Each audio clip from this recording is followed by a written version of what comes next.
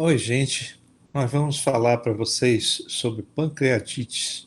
E esse é um tema realmente bastante complexo.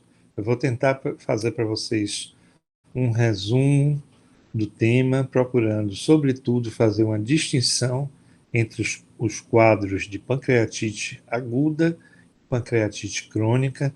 E vamos nos deter um pouco mais nas pancreatites crônicas, porque o material de leitura para essa condição é um pouco mais difícil para vocês. Então, nós vamos fazer uma explanação a respeito do funcionamento do pâncreas, uma breve revisão. Depois, vamos explicitar quais são os elementos diagnósticos da pancreatite aguda e da pancreatite crônica. E, em seguida, vamos abordar um pouco mais sobre os aspectos clínicos da pancreatite crônica. Eu vou compartilhar com vocês agora a minha tela para a gente poder fazer essa apresentação. Vamos aguardar só um minutinho. Tá? Pronto, vamos lá. Então, lembrando a vocês que o pâncreas ele tem dois segmentos funcionais e estruturais que são bem definidos. O segmento chamado pâncreas endócrino, que é composto pelas ilhotas de Langerhans, nas quais existem células beta, células alfa, produtoras respectivamente de insulina e glucagon, e nós temos o pâncreas exócrino, que é composto por essas glândulas acinares, né? Essas glândulas acinares com células que produzem as enzimas pancreáticas. A relação entre os dois pâncreas era considerada relativamente pouco importante, mas cada vez mais a gente entende que esses dois setores eles se correlacionam intimamente com fatores tróficos, com troca de incretinas, de substâncias que promovem a estimulação de um e de outro lado do pâncreas. E aí vamos lembrar um pouquinho a estrutura do pâncreas exócrino. Ele é composto por essas células chamadas células acinares, né? Também é composto por ductos, e a principal função dessas células acinares é a produção de enzimas. Essas células elas são polarizadas, significa que elas têm uma estrutura celular diferenciada do polo basal com relação ao polo apical, e elas acumulam chamados grânulos de que são aqueles precursores de enzimas, né, precursores de enzimas que estão inativas e que só serão ativadas a partir do momento que elas forem ejetadas pelo ducto pancreático e tomarem contato com o quimoácido do estômago, provindo do estômago.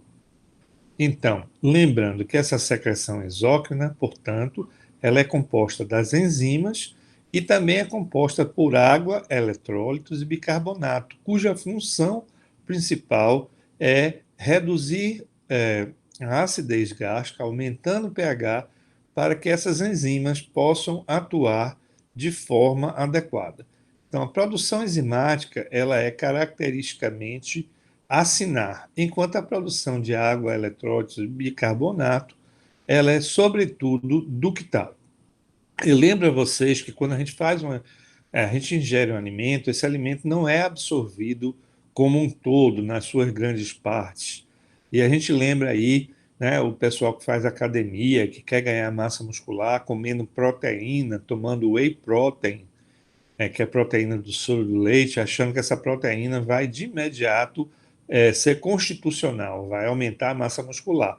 Mas, na verdade, todo o nosso processo digestivo se compõe da modificação dos alimentos, né, decompondo nas suas menores partes, essas menores partes serão absorvidas e serão ressintetizadas no organismo, gerando as proteínas estruturais, a gordura e os carboidratos complexos de depósito, como o glicogênio.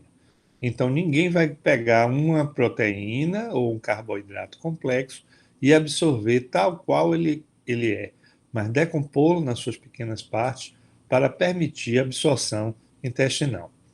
Já a função do pâncreas endócrino é a regulação da energia no organismo, sobretudo a partir, né, da insulina, que vocês conhecem, é o hormônio capaz de promover a entrada celular da glicose, e dos outros hormônios, entre eles o glucagon, que é um antagonista insulínico. Então, o pâncreas endócrino, ele regula a segunda fase da nossa nutrição, que é a fase celular, sobretudo a partir da entrada de glicose, que é o nosso energético maior nas nossas células.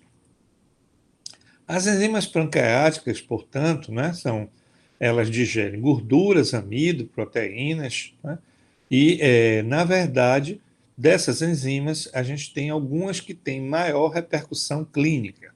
A amilase, por exemplo, ela é produzida também pelas glândulas salivares. Então, a digestão do amido, que é um carboidrato complexo, em disacarídeos, ela ocorre independente da secreção de amilase pancreática. Por outro lado, a digestão de gordura ela é altamente dependente da lipase pancreática, porque a despeito de nós termos produção de lipase, por exemplo, no estômago, essa lipase gástrica não é capaz de prover a digestão da gordura para que nós possamos absorvê-la. E vocês sabem que a gordura é a principal forma energética de depósito, né? Principal forma de depósito de energia no nosso organismo. Então, enquanto a glicose é o combustível rápido, né? A gordura ela é o combustível de armazenamento, aquele que fica armazenado no nosso organismo. Então, quando a gente tem uma impossibilidade de digestão completa de gordura, isso traz uma repercussão nutricional significativa. As outras enzimas são enzimas de digestão proteica, né? Eu chamo a atenção que essas enzimas, quando ativadas no meio intracelular e fora do lume intestinal, seja no meio vascular, seja em outros órgãos, elas vão promover a digestão de proteínas. E vocês imaginam, por exemplo, a elastase, que é uma enzima capaz de dissolver, de digerir aquele colágeno disposto sobre a forma de fibras elásticas na parede dos vasos. A gente entende que, portanto, a ativação enzimática da elastase intravascular vai enfraquecer a parede desses vasos, podendo formar pseudoneurismas e até levar à ruptura desses vasos, promovendo uma hemorragia intraperitoneal ou intra-orgânica, né? Então, essas enzimas também são importantes do ponto de vista clínico. Resumidamente, as enzimas são, portanto, né, armazenadas como grãos nas células, esses grãos são inativos e só se tornam ativos quando entram em contato com o quimo gástrico. E, por outro lado, também eles só funcionam com pH mais alcalino, daí a necessidade de bicarbonato ser secretado também pelo pâncreas.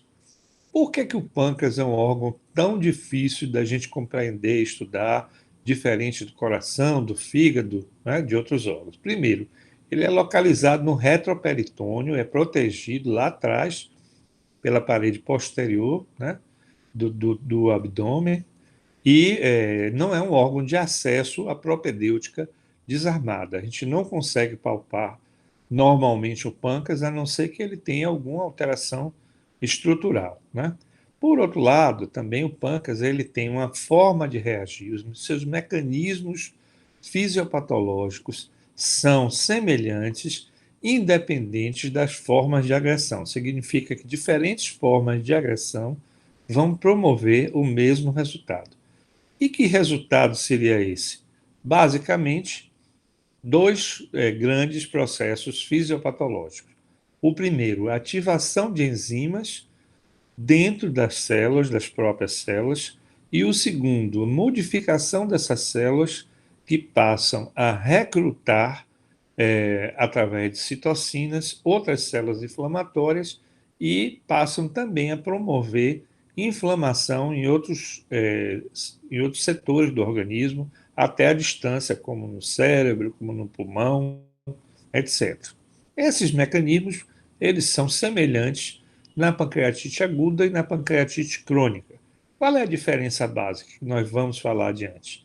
Na pancreatite aguda, são mecanismos intensos, mas o processo de regeneração ocorre de forma quase que perfeita. Enquanto na pancreatite crônica, o processo é menos intenso, é mais subclínico, o processo inflamatório, e o processo de reparação se caracteriza, sobretudo, pela deposição de colágeno.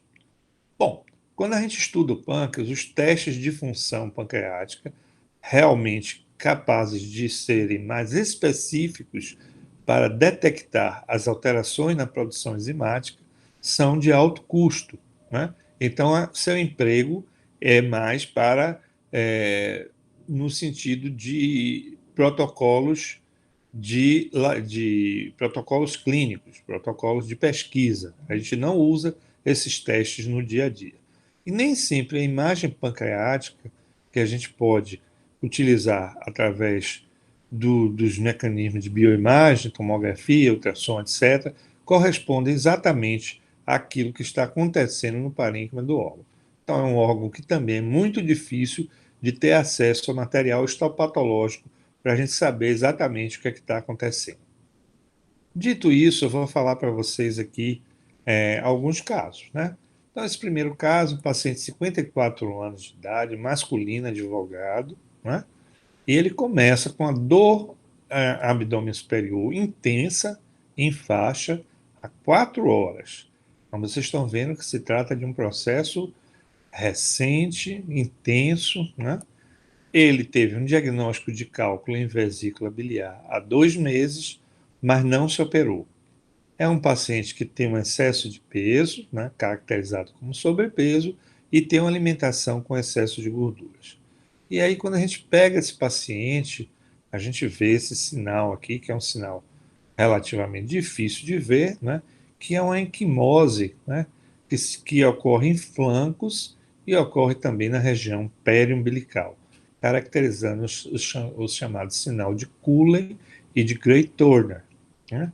Então, esses dois sinais, eles indicam a ocorrência de uma hemorragia intraperitoneal que está se difundindo aí pela parede do abdômen. Eles não são específicos de pancreatite aguda, eles podem ocorrer, por exemplo, numa ruptura de aneurisma de aorta abdominal ou numa ruptura de uma gravidez ectópica, da ruptura tubária, uma gravidez ectópica, mas dentro desse contexto clínico que nós estamos falando, ele é fortemente indicativo de um processo inflamatório intraabdominal intenso, inclusive com hemorragia, e que provavelmente deve ter necrose associada. Então, trata-se, portanto, de um caso de pancreatite aguda. Qual é a definição dessa pancreatite aguda? É uma doença de caráter inflamatório, como nós falamos, nos quais os fenômenos de autodigestão ocorrem, né, com dano potencialmente reversível ao pâncreas. Esse dano é potencialmente reversível, significa que ele não é inexorável, que ele pode ocorrer, mas pode, uma vez tirado o fator causal, o pâncreas voltar à sua funcionalidade e estrutura normais. Leva a dor intensa, distensão abdominal e manifestações à distância, porque ao lado disso aqui ocorre um intenso processo inflamatório que pode se transformar numa síndrome de resposta inflamatória sistêmica. Então, o que caracteriza, né, do ponto de vista anatomopatológico essa condição, né? Primeiro, a sua associação com cálculos biliares, os cálculos correspondem a em torno de 71%, 80% dos casos de pancreatite aguda, né? Há uma destruição, né, do parênquima pancreático, uma substituição, né, de zonas de gordura por o que se chama pingos de cera de vela, porque a gordura ela é desconectada, né? Os triglicéridos se rompem e os ácidos graxos livres são capazes de quelar o cálcio, formando gotículas de sabão, né? Isso acontece dentro do peritônio. As alterações ductais são mínimas, vocês estão vendo aqui o ducto relativamente preservado, né? Então, são condições nas quais o processo inflamatório é agudo, intenso, associado, sobretudo, à litíase biliar. Mas não só a litíase biliar. Então, a segunda grande causa de pancreatite aguda, não litiásica, é a hipertrigliceridemia. E nessa condição, provavelmente, o que ocorre é uma oclusão vascular, né? Acredita-se que essa oclusão da microcirculação pancreática é capaz de impedir o mecanismo de lavagem, de wash-out, como a gente chama, que ocorre continuamente no nosso pâncreas. Aquelas enzimas que estão nos grânulos, eventualmente, elas sofrem uma ativação. Mas quando elas sofrem essa ativação, normalmente o próprio fluxo sanguíneo é capaz de limpar esse pâncreas. Então, todas as condições nas quais nós temos fenômenos tromboembólicos, fenômenos que afetam a microcirculação, é possível ocorrer pancreatite aguda, e essa é a condição, quer dizer, é uma das explicações mais prováveis para a hipertrigliceridemia ser uma causa de pancreatite aguda. Nós temos outras causas aqui, conforme vocês estão vendo, né? Eu lembraria a questão do tumor pancreático, que muitas vezes uma pancreatite aguda, sobretudo se manifestando numa idade mais tardia, sem outra causa, sem evidência de litíase biliar, ela leva à necessidade da gente investigar a possibilidade de que tenha uma tumoração aí, causando a obstrução ductal pancreática e desencadeando fenômenos inflamatórios. Outras causas que a gente tem aqui, a hipercalcemia, é uma causa relativamente rara, ela pode ocorrer no hiperparatiroidismo. Essas alterações decorrentes da estrutura pancreática, chamadas disfunção do esfíncter de Oddi e o pâncreas díviso, né, são condições que hoje a gente não valoriza tanto como causas de pancreatite aguda. Lembrar que as drogas, à semelhança do que acontece no fígado, podem também causar dano pancreático e desencadear pancreatite aguda. Isso é relativamente comum com o uso de drogas que fazem parte do esquema TARV, antirretrovírus, né? Aqueles pacientes que têm, que são positivos para o HIV. Agora vamos ver esse outro caso aqui.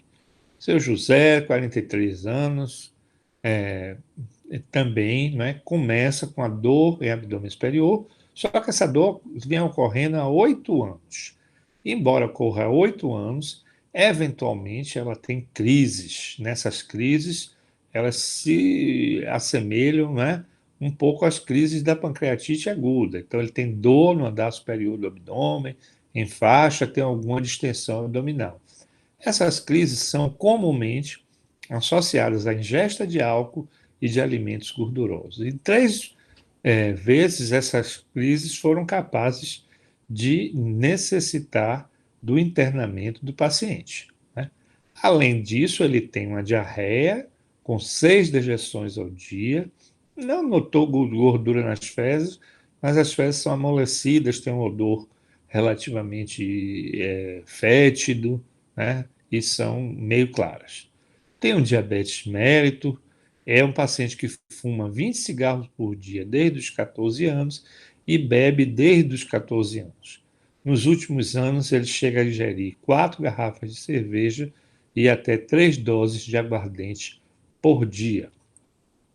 Então, esse é um caso clássico de uma pancreatite crônica, que se caracteriza também por ser um processo inflamatório, porém esse processo ele é progressivo, com dano permanente ao parênquima do pâncreas, levando à insuficiência pancreática endócrina, que seria o diabetes, e exócrina, que é a malabsorção intestinal. Qual a principal causa da pancreatite crônica, né? A principal causa está aqui, né? É o uso crônico do álcool em doses superiores, em geral, a 100 gramas de álcool de etanol puro ao dia. Se vocês imaginarem que a gente bebe em doses, né? Uma lata de cerveja equivale a uma taça de vinho, equivale a uma dose de uísque ou de vodka, e o teor alcoólico nessas doses é em torno de 10 gramas de etanol puro, independente da bebida. Então, uma pessoa que bebe acima de 100 gramas de etanol ao dia deve beber aí 10 doses, sejam 10 latinhas de cerveja, né, sejam 10 doses de aguardente, né, que é uma das bebidas mais comuns no nosso meio. E o que é que caracteriza também, do ponto de vista histopatológico, anatomopatológico, a pancreatite crônica? Primeira coisa, a intensa fibrose que vocês estão vendo aqui do parênquima pancreático, né? Então, fibrose, atrofia do parênquima pancreático, a presença de calcificações, seja intraparenquimatosas, seja intraductais, e também a intensa dilatação do sistema ductal com o desarranjo do sistema ductal pancreático. Então, esse quadro é diferente do quadro anterior, embora, se eu pegar uma pancreatite crônica na sua fase precoce, os aspectos anatomopatológicos serão semelhantes à de uma pancreatite aguda.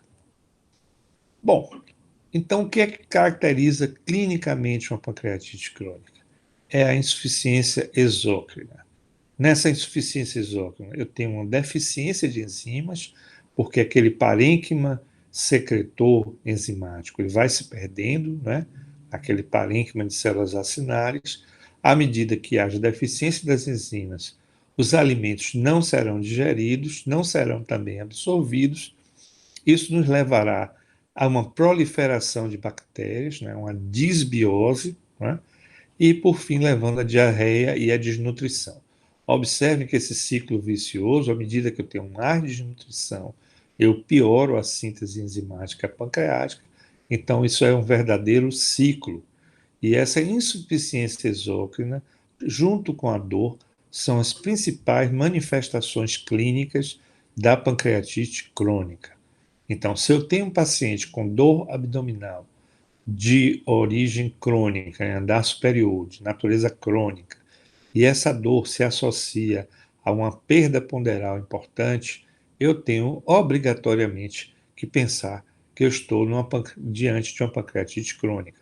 Mas uma boa parte desses indivíduos vai ter uma insuficiência exócrina com desnutrição subclínica.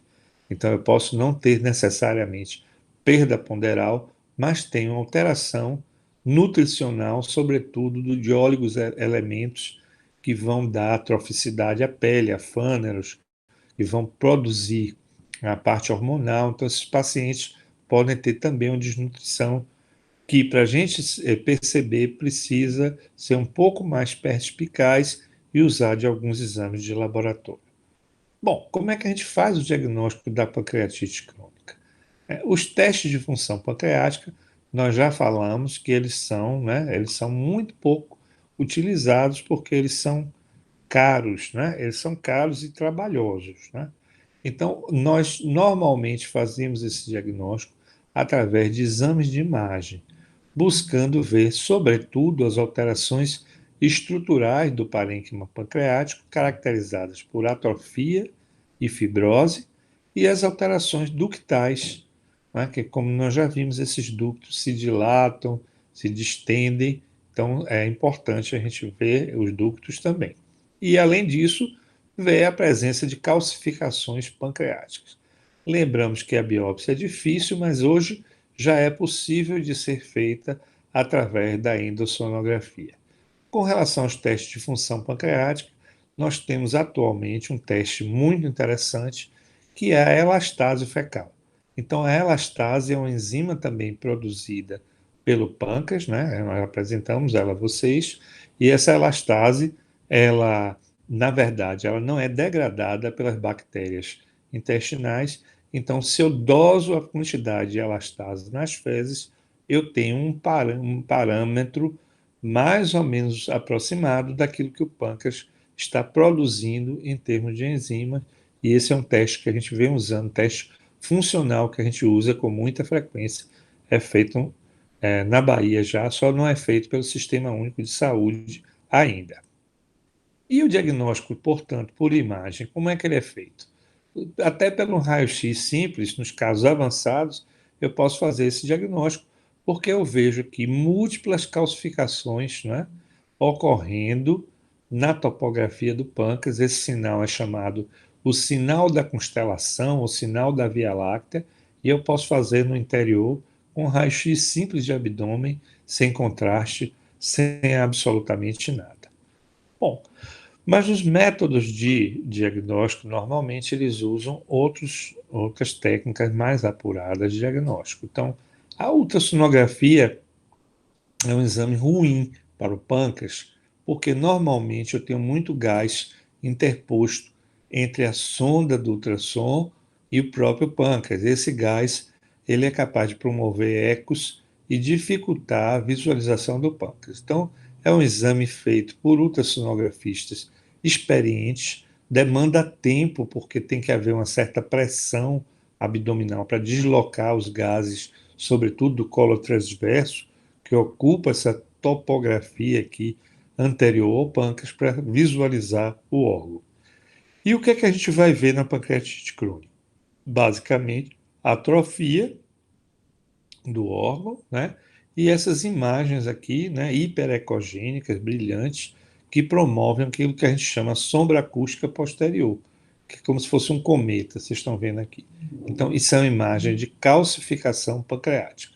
Além disso, a ultrassonografia pode me permitir ver pseudocistos, lesões císticas e ver também a dilatação ductal.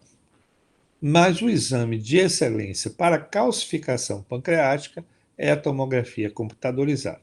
Então, vocês estão vendo aqui o pâncreas, olha, ele tem esse aspecto assim de peixe ou de girino, como alguns querem, né? A cabeça do pâncreas está aqui, o corpo está aqui e aqui está a cauda, né? Existem elementos anatômicos que nos permitem definir onde está o pâncreas, entre eles o tronco celíaco, aqui está a aorta, e o tronco celíaco está aqui. E a segunda porção do adenal, que limita aqui a cabeça do pâncreas. O que é que eu estou vendo nessa imagem? Primeiro, eu estou vendo essas múltiplas imagens hiperdensas na tomografia que caracterizam as calcificações. E, além disso, eu estou vendo, ó, isso aqui é o ducto pancreático principal dilatado, aqui também, quase com a dilatação cística, né? Então, essas são as características que eu vou procurar numa tomografia computadorizada para definir o que é uma pancreatite crônica. Aqui outro aspecto, né? Um pâncreas com calcificações, inclusive intraductais, né? Então, isso caracteriza a pancreatite crônica. Aqui um aspecto bastante interessante. Vocês veem que tem um pouco de calcificação, né? Mas o que caracteriza mais aqui, né, a pancreatite crônica é a atrofia do parênquima pancreático e esse ducto principal aqui do pâncreas, vocês estão vendo, que está bastante dilatado. E olha aqui, ó, tem um cálculo dentro do ducto. Então, nós vamos fazer uma segunda aula sobre fisiopatologia mais detalhada, para vocês entenderem um pouco as teorias que regem a pancreatite crônica e a pancreatite aguda, e vamos fazer mais uma aula sobre a pancreatite aguda, seus aspectos clínicos, mas o que eu gostaria de dizer a vocês é o seguinte: durante muito tempo, a teoria explicatória para a pancreatite crônica se baseava na secreção ductal.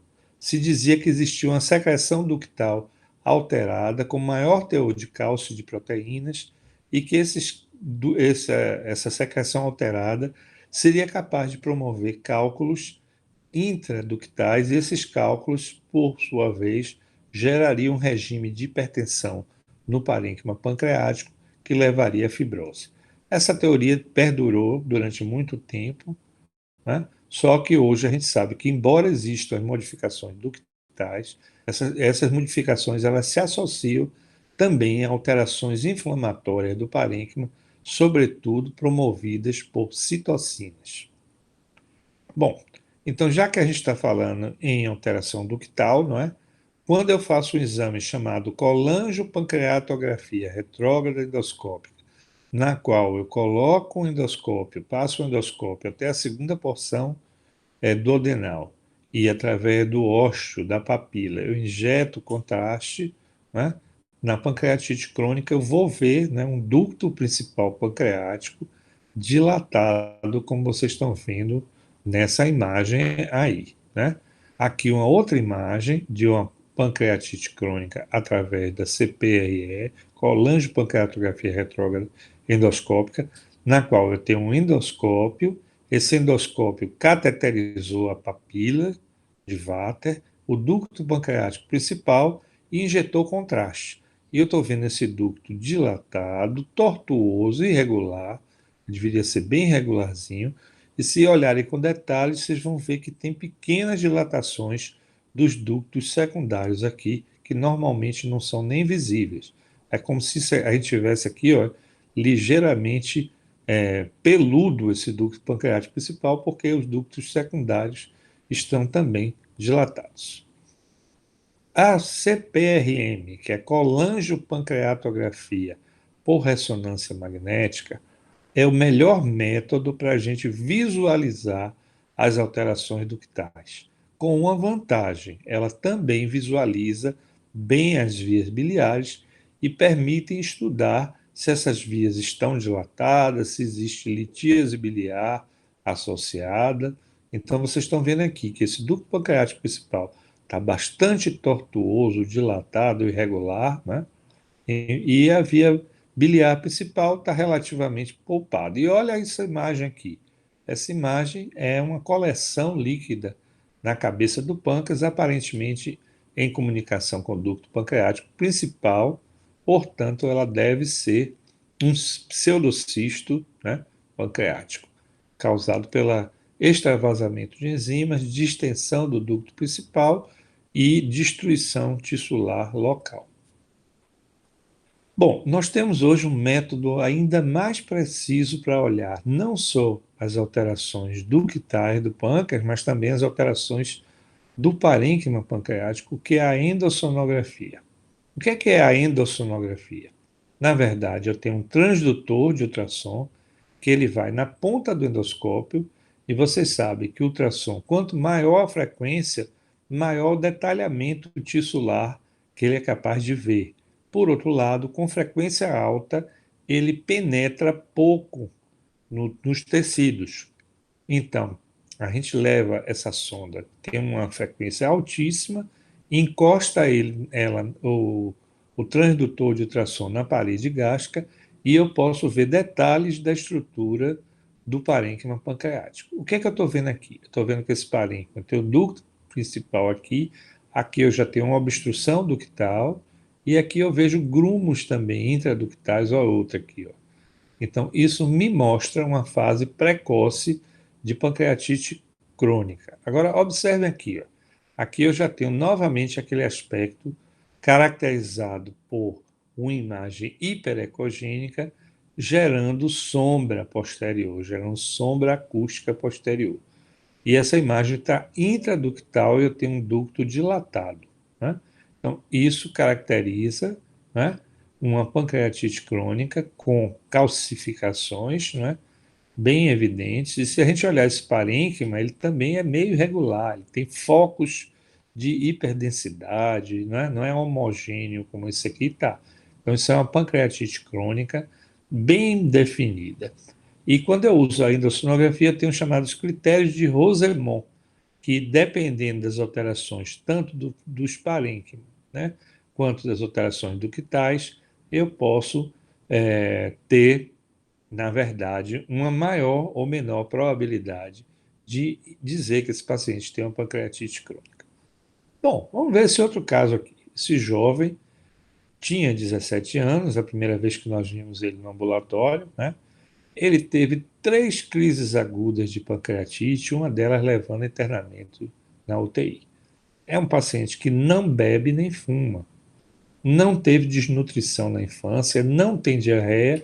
A única coisa que chamava atenção é que ele era relativamente baixo para a idade dele, né? Então teve um desenvolvimento pequeno, né? Não tinha diabetes. E curiosamente, esse paciente, quando investigado, já tinha calcificações múltiplas na tomografia, caracterizando uma pancreatite crônica calcífica. Então, existem outros fatores além do álcool, que são capazes de promover a pancreatite crônica. Entre eles, a gente chamaria atenção para as formas idiopáticas que se manifestam sobretudo na infância e que hoje a gente sabe que estão associadas a uma série de mutações, né, genéticas que ou modificam a estrutura daquelas enzimas, promovendo a sua autoativação e incapacidade de inativação, ou levam às alterações estruturais, tanto dos ductos quanto a alterações de antiproteases, né, que são substâncias que existem no nosso soro capazes de inibir aquelas proteínas que estão sendo ativadas. Então, essas formas idiopáticas, hoje a gente chama formas genéticas, elas são, assim, grandes responsáveis também pelas pancreatites crônicas.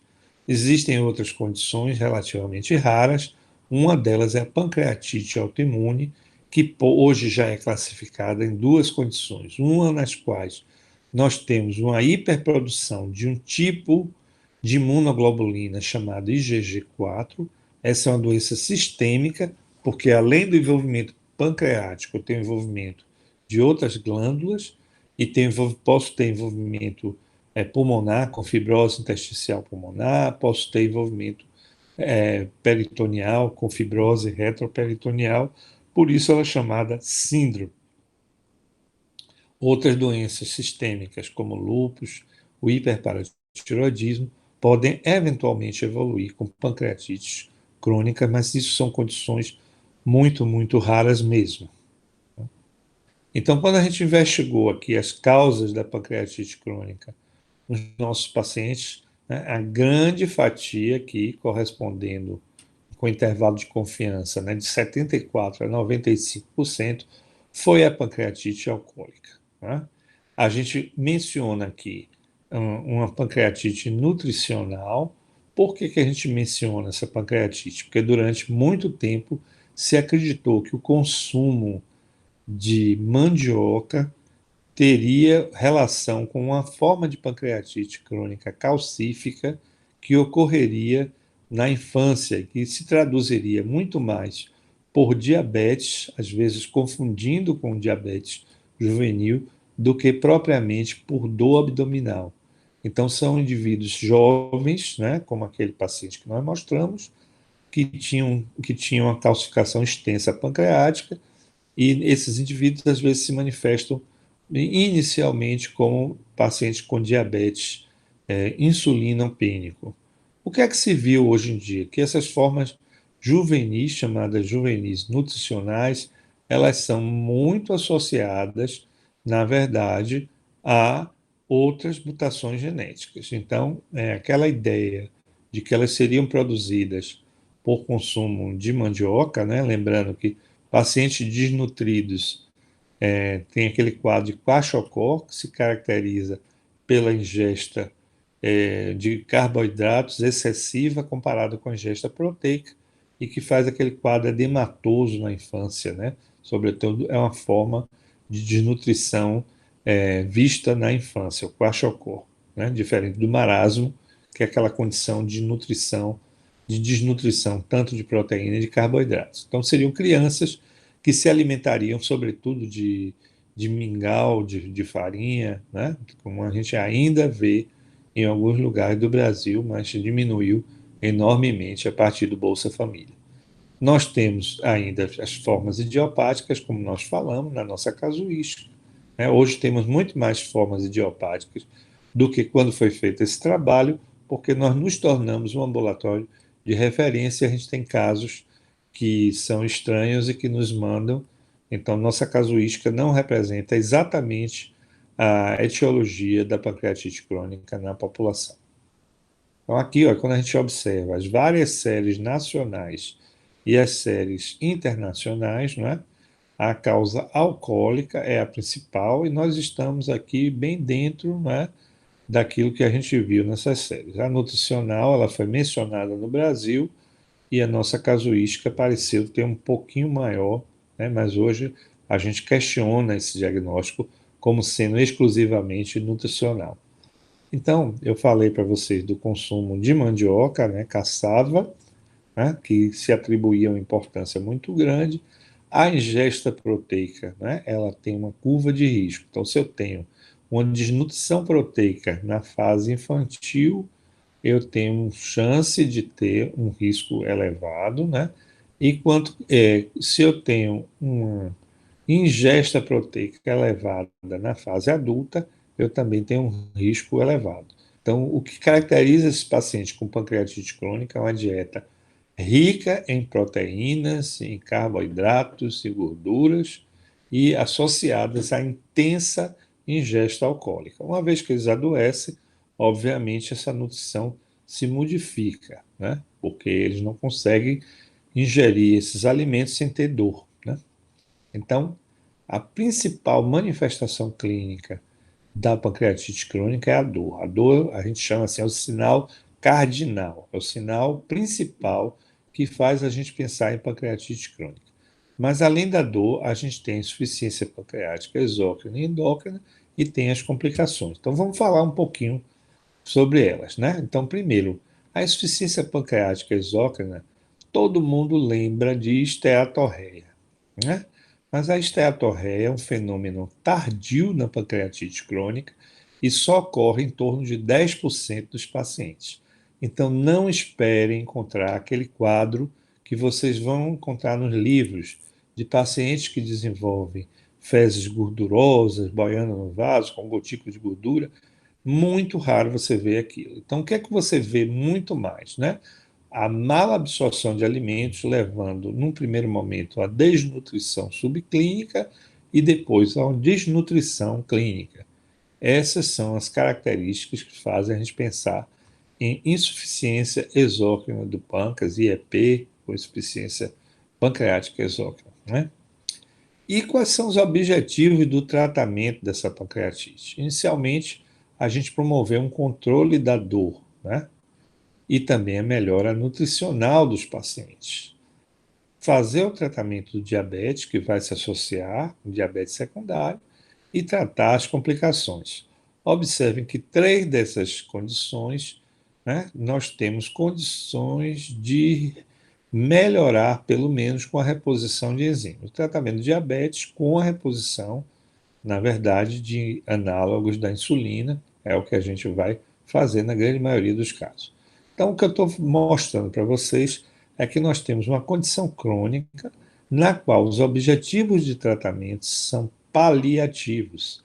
Eu não tenho hoje ainda condições de tratar a fibrose pancreática, a semelhança que não tenho condições de tratar a cirrose hepática, que é outra doença que se caracteriza por intensa deposição de colágeno. Mas, se eu diagnostico precocemente essa condição, eu tenho mais chance de intervir nos fenômenos evolutivos inflamatórios e tentar melhorar, para impedir que esses pacientes entrem nesse estágio terminal de disfunção pancreática endócrina e exócrina. E esse é assim a fronteira do que a gente está fazendo hoje em dia em termos de pesquisa clínica. Como diagnosticar precocemente, como tratar precocemente, intervindo nos fatores etiológicos e impedindo a progressão da doença para os estágios mais tardios, que é quando a gente fecha o diagnóstico hoje em dia, né? Então, para o controle da dor, a principal medida é a abstinência alcoólica e do fumo, né? Já falamos que a suplementação enzimática, ela reduz também as crises dolorosas, sobretudo as crises frequentes, né? E a gente tem outros mecanismos aqui que podemos chegar até a fazer a cirurgia, né? Para controle da dor, né? O interessante na pancreatite crônica é que a dor crônica ela termina gerando uma dor neuropática. É como se o indivíduo aprendesse a sentir dor, e aí eu posso até tirar o fenômeno inflamatório, tirar até o pâncreas inteiro, e o indivíduo vai continuar tendo dor. Portanto, o controle da dor deve ser precoce e a gente não deve hesitar de ir até o procedimento cirúrgico se isso for necessário, né? Então, falando da dor, ela é o sintoma principal, ocorre em mais de 90% dos casos. ela diminui a qualidade de vida, ela leva à desnutrição e a outras doenças, né? Reduz a capacidade para o trabalho e ela se associa com frequência ao uso de outras drogas e depressão. Lembrando, se a gente usa opioide para controle da dor nesses pacientes, eles já são propensos a abuso de drogas, né? Eles são alcoolistas, então eles já têm uma propensão até genética a fazer uso de drogas e a gente pode torná-los drogadictos desses opioides. Então, a dor na pancreatite ela tem dois padrões de apresentação. Um deles está aqui, ó. O paciente vem relativamente bem, sem dor, e de repente ele faz uma libação, ele faz um consumo alcoólico exagerado, faz uma farra, come churrasco, come tudo, e aí surge um pico de dor, né? Então, essa é uma dor que se caracteriza, né, por agudização de pancreatite crônica e ela é muito comum nas formas iniciais da doença.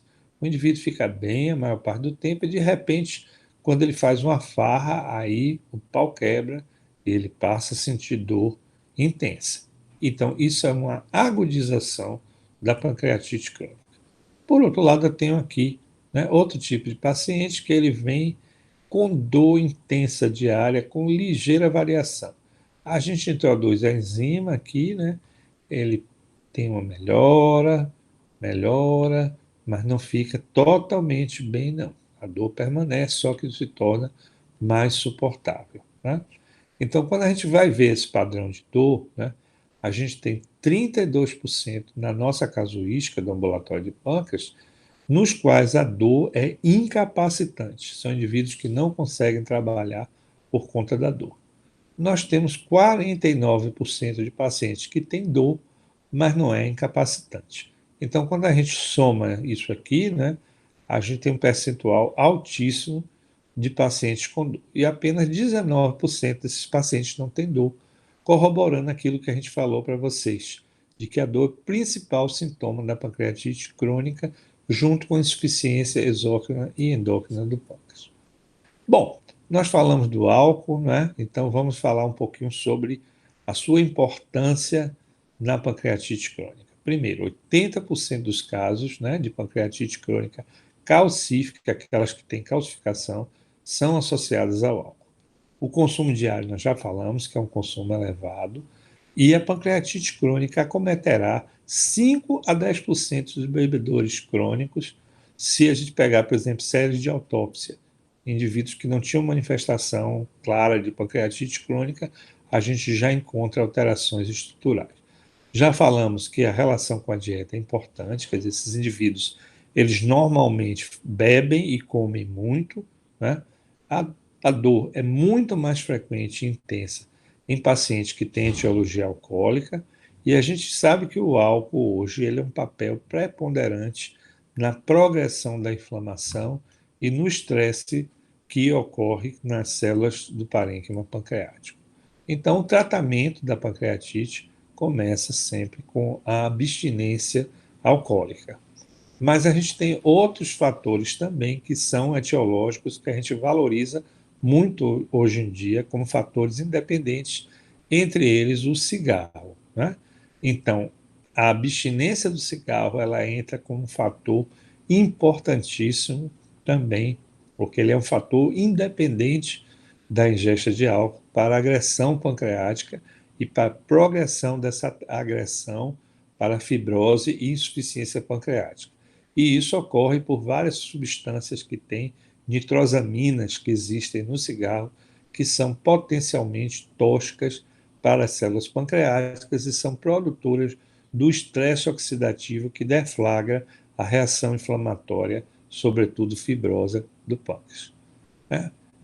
Na verdade, a gente pode usar analgésicos, o uso de antioxidantes, sobretudo uma dieta antioxidante, pareceu, num certo momento, importante, mas hoje a gente vê que não é tão eficiente, embora a gente recomende sempre o uso de caroteno e de outros elementos antioxidantes, a gente vê que não é tão importante esse fator no controle, né?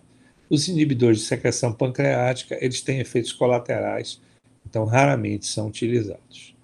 O que a gente utiliza mesmo, gente, é a reposição enzimática. Então, essa reposição enzimática, primeiro, ela reduz o estresse pancreático, porque ela deixa esse pâncreas em repouso funcional, né? Ela promove a melhora do estado nutricional. Qual é a enzima que a gente repõe, né, mais frequentemente? É a lipase, né? Então, a gente utiliza, em geral, doses elevadas, que são acima de 1.000 unidades por quilo de peso ideal do paciente, né? Então, a gente utiliza doses que começam com 25 mil unidades, mas podem chegar a 75 mil unidades por refeição. Uma cápsula hoje tem 25 mil unidades de enzimas. A vantagem das formulações atuais é que eu sei exatamente a quantidade de enzimas ativas, ou seja, de unidades enzimáticas que eu tenho por cápsula, né? E essas enzimas, elas são tiradas do pâncreas do porco. Esse pâncreas é liofilizado, se retiram as outras proteínas e se concentram as enzimas, sobretudo a lipase, né? Então, hoje, as preparações, né, a gente já nem fala em preparações não capsuladas, portanto, não fale mais em pancreatina, porque pancreatina, né, na verdade, é quando esse extrato do pâncreas do porco era dado sob a forma liofilizada. Então, hoje a gente fala mesmo em pancreolipase, né, ou enzimas pancreáticas de reposição. E uma vez começado, quer dizer, uma vez que o indivíduo tem a necessidade do uso dessas enzimas, ele vai fazer uso indeterminado. O importante no tratamento com as enzimas é que a administração tem que ser imediatamente antes ou durante as refeições. Por quê? Porque, na verdade, a enzima não vai penetrar no organismo, ela não vai ser absorvida. Então, toda a ação dela é intraluminal, ela vai ocorrer dentro do trato digestivo, dentro do intestino, ela não vai ser absorvida, né? E, portanto, ela tem que acompanhar a comida, ela não pode ser tomada fora das refeições, porque o indivíduo perde a ação enzimática. A divisão de doses é conforme o tipo de refeição. Quanto mais copiosa, sobretudo com maior teor de gordura, maior quantidade de enzimas que a gente vai fazer. Essa alergia à carne de porco, hoje praticamente, né, ela não existe. Eu nunca vi uma reação alérgica a pacientes que tomam as enzimas altamente purificadas que a gente usa hoje em dia. Então, hoje, para vocês terem uma ideia, né, isso aqui era como se usava antigamente, porções de pâncreas. Depois se passou a usar pancreatina, que era pâncreas em pó, né? Mas ela era instável na passagem pelo estômago, por causa do pH ácido. Aí os comprimidos também, eles eram instáveis, porque eles, quando chegavam no estômago, uma boa parte era inativada, né? Os comprimidos revestidos, eles tinham problemas porque eles chegavam no intestino e não liberavam enzimas, né? Então, hoje, o que é que a gente usa? A gente usa um produto altamente sofisticado, que ele é composto de microesferas capsuladas. Então, essas esferas, elas são ácido resistentes, elas passam pelo piloro, né? E elas só vão, na verdade, liberar o seu conteúdo a nível do duodeno quando já há alcalinização do suco gástrico. O que é que a gente monitoriza quando trata esse paciente com enzima pancreática? Basicamente, o estado nutricional e o ganho ponderal e a frequência com que o sintoma de dor está ocorrendo. E se não funcionar, a gente deve considerar o erro de administração, deve considerar que ainda há uma quantidade de ácido capaz de inativar as enzimas, isso é muito raro, mas pode ser também que o próprio ácido, mesmo não promovendo a malabsorção, né, ele esteja agredindo a parede do duodeno. Então, o uso de inibidor de bomba de próton pode ser necessário para tratar pacientes com pancreatite crônica. Se o paciente já é diabético e não está bem controlado, pode ser que o esvaziamento gástrico dele esteja retardado, mesmo sem caracterizar uma gastroparesia absoluta, né? Ou pode ser que esse indivíduo tenha complicações, entre elas o pseudocisto, né? Então vamos falar um pouquinho dessas coisas, né? Primeiro, as enzimas podem ser repostas através de prescrição no Sistema Único de Saúde. Medicações especiais são cedidas pelo governo, existem os CIDs que a gente pode utilizar, né, para fornecer essas enzimas para o paciente. Esse tratamento não precisa ser centralizado, ele pode ser municipalizado, né? A nossa experiência da Bahia mostra aqui, ó, é a faixa etária na qual a maioria dos pacientes se encontrava, em torno de 45, 48 anos, né? E observe o seguinte, o que é que a gente viu nessa época? E os indivíduos tinham em torno de 48 anos, mas seus sintomas já vinham ocorrendo há cerca de 7 anos antes, né? E o diagnóstico só era feito cerca de 4 anos antes, e o tratamento efetivo estava ocorrendo 3 anos antes. Então, isso nos dá um retardo de tempo enorme entre o indivíduo começar a sua doença iniciar um tratamento efetivo e mostra a necessidade que a gente faça a reposição enzimática o mais precocemente possível. Uma palavrinha sobre tratamento cirúrgico. O tratamento cirúrgico mais comum é essa cirurgia na qual a gente retira a cabeça pancreática e a gente faz hoje também uma derivação desse ducto pancreático principal, né? Quando a gente faz esse tratamento cirúrgico? Sobretudo em pacientes que têm dor, que não melhora, que têm compressões, cistos e outras complicações, né? Obviamente, quando a pancreatite está associada ao câncer, né? E a gente tem que lembrar que o tratamento cirúrgico piora as complicações referentes à insuficiência enzimática e diabetes, porque transforma uma boa parte desses pacientes vinham bem mais ou menos compensados do que diz respeito ao diabetes e se transformam em pacientes diabéticos. As complicações da pancreatite crônica podem ou não fazer parte do quadro da doença. Então, quando a gente fala complicações diretas, são aquelas que estão associadas à inflamação e que ocorrem na continuidade ou na contiguidade, sobretudo do pâncreas, entre elas está o pseudocisto. Por que é pseudo? Porque ele não é um cisto verdadeiro, ele não tem cápsula. Na verdade, é uma coleção de suco pancreático com tecido digerido, com necrose liquefeita, né? E forma aquela coleção líquida que, se for grande, ela pode complicar, porque ou ela infecta, ou ela rompe, né? Ou ela comprime alguma estrutura importante. Então, pseudocisto é uma das complicações diretas. Outra complicação direta seria o pseudoneurisma, justamente porque a elastase, vocês viram que o pâncreas está muito próximo a grandes vasos. Então, aquelas enzimas pancreáticas ativadas podem dissolver a parede vascular, né, e levar à formação de pseudoaneurismas. As complicações indiretas são associadas, sobretudo, à disfunção exócrina ou à própria desnutrição. Então, a experiência nossa mostra que uma boa parte dos nossos pacientes, quase 50%, apresentavam complicações, né? E essas complicações, elas se caracterizavam, sobretudo, pela ocorrência de pseudocistos. Nós temos um risco de infecção desse pseudocistos, conforme nós falamos, né? E isso é muito importante também. Desculpe, eu falei aqui 67% com pseudocistos, não, em torno de 29% dos pacientes tinham pseudocistos, né? A outra complicação frequente é a dilatação das vias biliares, com o risco de causar aquilo que a gente chama cirrose biliar secundária, porque a fibrose que ocorre na cabeça do pâncreas, ela termina obstruindo a porção distal do colédoco, que é a via biliar principal, na sua trajetória, que passa por dentro da cabeça do pâncreas. Então, isso leva à distorção desse colédoco, à fibrose estenosante e leva, por último, à dilatação de vias biliares, com repercussão no parênquima hepático. A trombose portal é uma complicação possível, nós tivemos na nossa série também.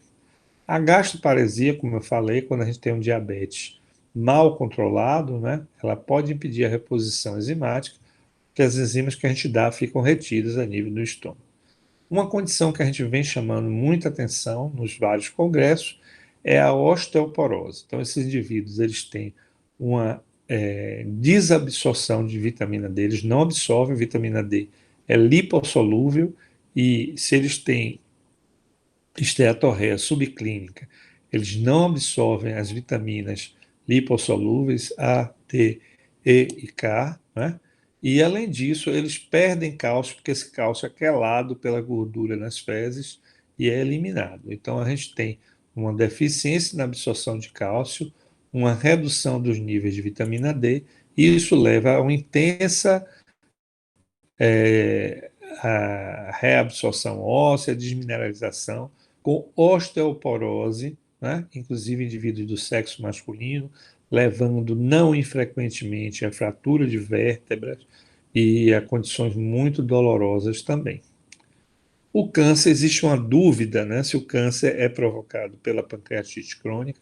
A maioria dos pesquisadores acha que a pancreatite crônica calcífica, ela não se associa ao câncer, mas aquelas formas genéticas que nós falamos, existe uma forma especial chamada pancreatite crônica hereditária, que é autossômica dominante, e esses pacientes têm um risco 200 vezes maior de apresentar câncer de pâncreas. Então é importante a gente lembrar dessa possibilidade. Nós tivemos aqui 2 óbitos na nossa série, né, sendo um de câncer de pâncreas, talvez fosse uma dessas formas genéticas. Bom, a gente também usa a reposição enzimática para outras condições que não pancreatite crônica. E a gente chama isso insuficiência pancreática secundária, porque eu posso ter um pâncreas inteiramente normal, entretanto, ele não sintetizar enzimas. O exemplo maior disso é a doença celíaca, na qual eu perco a massa de enterócitos. Se vocês lembrarem, a secreção pancreática, ela começa com a chegada do estímulo, né, o quimoácido, a nível do intestino, e aquelas células entéricas da mucosa, elas liberam pancreatina, colecistocinina, e essa pancreatina é que vai estimular o pâncreas a secreção. Na doença celíaca, como eu tenho perda de massa de enterócitos, ou como também tenho nas cirurgias de ressecção intestinal, e hoje nas cirurgias bariátricas, eu posso ter também, né, uma perda do estímulo por secretina, e eu posso ter uma desabsorção por falta de enzimas, mesmo o pâncreas estando normal. E quando a gente fala isso, tem que lembrar que na pancreatite aguda, se houver uma agressão parenquimatosa muito grave, com necrose do parênquima, eu posso ter também uma insuficiência exócrina do pâncreas. No câncer de pâncreas, a reposição enzimática ela é importantíssima porque o próprio pâncreas inibe a secreção enzimática do pâncreas ou pode obstruir essa secreção. Então, há uma melhora significativa da qualidade de vida em pacientes com câncer de pâncreas que usam reposição enzimática. Para concluir, então, né, as enzimas são a base importante no tratamento das pancreatites. Seu uso deve ser começado sempre que houver os sintomas clínicos de dor, perda de peso ou diarreia. Os pacientes do SUS podem e devem ter acesso ao tratamento enzimático. E as enzimas que nós usamos hoje, devem ter uma alta dosagem por cápsula, ser microcapsuladas, porque oferece a melhor relação custo-eficácia. Então, feita essa apresentação para vocês, eu acho que a gente abordou aí, né, de uma forma mais sintética, os principais mecanismos de manifestações clínicas, né, da doença pancreática crônica.